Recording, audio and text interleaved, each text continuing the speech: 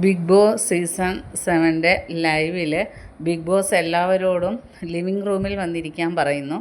എന്നിട്ട് നോറയോട് ചോദിക്കുന്നു, എവിടം വരെയായി, വർക്കൊക്കെ എവിടം വരെയായി, ആർക്കൊക്കെ കോയിൻസ് കൊടുത്തു, ഗോൾഡ് കോയിൻ എത്ര കൊടുത്തു, ബ്ലാക്ക് കോയിൻ എത്ര കൊടുത്തു, ഇനി എത്ര ബാക്കിയുണ്ടെന്ന് ചോദിക്കുന്നു. അപ്പം നൂറ പറയുന്നത്, ഞാൻ ഗോൾഡ് കോയിൻ ഓരോന്നെല്ലാവർക്കും കൊടുത്തു, ബ്ലാക്ക് കോയിന് ഞാൻ കൊടുത്തില്ല ആർക്കും, പക്ഷേ അക്ബറിന് മാത്രം ഒരു കോയിനും ഞാൻ കൊടുത്തിട്ടില്ല. അപ്പം ബിഗ് ബോസ് പറയുന്നു, ഇനി എത്ര കോയിൻ കയ്യിലുണ്ടെന്ന് പറഞ്ഞപ്പോൾ ബ്ലാക്ക് കോയിനും ഉണ്ട്, ഗോൾഡ് കോയിനും 2 ഉണ്ടെന്ന് പറയുന്നു. അപ്പോൾ ബിഗ് ബോസ് പറഞ്ഞ്, ഇനിയിപ്പോൾ ആർക്കെങ്കിലും കൊടുക്കണമെങ്കിൽ എളുപ്പം കൊടുത്ത് തീർക്ക്, ഇല്ലെങ്കിൽ സ്റ്റോർ റൂമിൽ കൊണ്ട് വെക്കാൻ പറയുന്നു. നൂറ ഒരുപാട് ആലോചിച്ചിട്ടും അക്ബറിന് കൊടുത്തില്ല. ഇപ്പോൾ റെന ഫാത്തിമയൊക്കെ പറയുന്നുണ്ട്, ടാസ്കിൻ്റെ ഭാഗമായിട്ട് വേറൊന്നും നോക്കാതെ എന്താണെന്ന് വെച്ചാൽ ആലോചിച്ചിട്ട് തന്നെ കൊടുക്കുക, അക്ബറിന് ബ്ലാക്ക് കോയിൻ കൊടുത്തിട്ട് ഡയറക്റ്റ് നോമിനേഷനിലോട്ട് വിടാൻ പറയുന്നു. അപ്പം നൂറ് അത് ചെയ്യുന്നില്ല.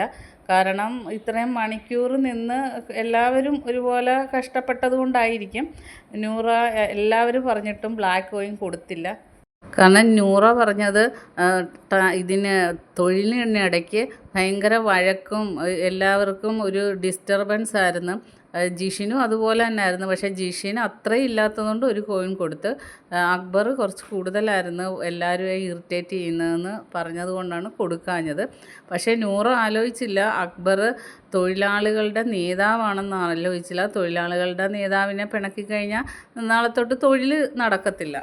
നേരത്തെ വഴക്കിൽ നൂറ പറഞ്ഞായിരുന്നു, ഞാൻ തൊഴിലാളിയുടെ അക്ബറിനെ തന്നെ പിന്നെ ഞാൻ പറഞ്ഞു വിടുമെന്ന് പറഞ്ഞായിരുന്നു. പക്ഷേ തൊഴിലാളികളുടെ നേതാവിനെ മേഡത്തിന് പറഞ്ഞു വിടാൻ അവകാശമില്ല, തൊഴിലാളികളാണ് തിരഞ്ഞെടുക്കുന്നത്. അപ്പോൾ തൊഴിലാളികളാണ് തീരുമാനിക്കേണ്ടത്.